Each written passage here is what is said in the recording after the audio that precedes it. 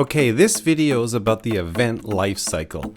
From the start to the very beginning of the process of designing an event.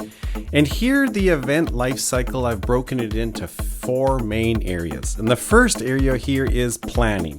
Now this is assuming that the sales process is done. So if you're an independent event planner, you've won the biz, or you're an in-house planner, well, then you have the biz. So again, we're assuming the sales process is done, so I'm not going to talk about that here. So we get into planning, and I've mentioned this many times before. The first thing you do when you meet a new client, or even an old client that you're doing an annual event for, is you listen. Find out what the goals and objectives are of all the stakeholders, because on a larger project you could have 6 stakeholders, and you want to make sure that you're appeasing all of their goals and objectives. Next thing is brainstorming, and I've done a separate video on brainstorming, so you come up with as many ideas, hundreds of ideas as you can. Then you get into creating the event design. And, the event design is broken into, many things: the theme, the decor, the production, which is all the lights and staging and AV, food and beverage, multimedia, which is everything, photography, animation, graphics, music. That's what multimedia is. The venue, safety. You always have safety. And what I'm calling media, marketing, and branding. That's always crucial in the event design process.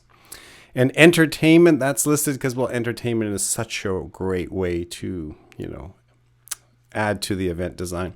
And then there's logistics, the transportation, ancillary programs, all that kind of stuff. So that's a little bit of talk there for a second about event design. Now, finishing off the planning section, a big part of planning is hopefully you have the venue selected. I've gone through this process before and got the venue at the end, but it is optimal if you can get the venue at the beginning of this planning phase. It just is more productive when you're working through to get your, what I call it, the home, get your venue secured if you can. Then you've done all of this, it's time for the budget, which I also call the scope of work. Hopefully your budget is detailed enough that that is a clear document for you and your client to have to understand exactly what you are doing as part of your event planning duties. And then back to marketing and multimedia. So in the communications area again, so communicating the message is always crucial. So there's a little bit about planning. That's the very, very first phase. Then we move on to pre-production. And this word comes, from the film industry a lot, pre-production. And here we're now really putting the event design together. We're working with suppliers and partners, contacting your AV company, contacting your lighting company, contacting your furniture rental company, decor companies, and really partnering with them to work to finish and the event design. And then again, multimedia and marketing, as I mentioned before, floor plans and services, logistics, transportation, entertainment, food and beverage. Here you're producing the production schedule, which is from load in to load out. So that's part of the pre-production process, getting that production schedule done. And then if you have a detailed event, an award show component, there's a show flow, which is a minute by minute document.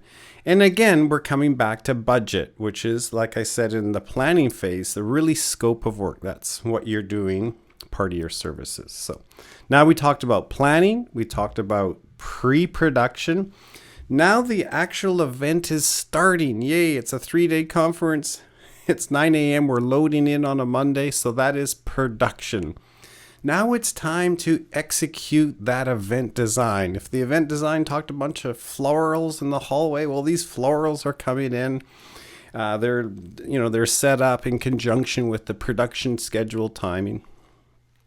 This is all about on-site management, on-site. We are now doing those long days, 12-hour days, maybe more on-site, producing your event. The event is happening, And here we are executing the production schedule. So the production schedule we created during the planning, the pre-production is now being executed. 11 a.m. This is happening. 12 a.m. this is happening. 1 p.m. this is happening.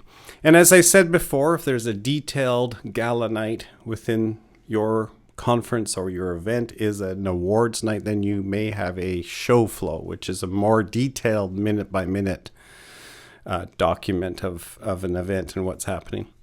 Okay, you've now done the event. Congratulations, production is now done, and you move on to post-production. The event is over. Hopefully this is happening a week after you've had a day or two to rest, but you want to do it when you're top of mind with everything. And of course, you're doing the final billing, you're paying your suppliers, you're getting paid from your client, you're doing all that reconciliation stuff, thanking your amazing suppliers, and then do a post-mortem report, as soon as you can, while everything is fresh, because maybe this is an annual event. Well, those notes will help the next person that's doing the next year. And even if it's not an annual event, it might be specific to the venue. It's good to get your notes, your post-production notes, your post-mortem report done. Okay, so there's a little look of the event life cycle.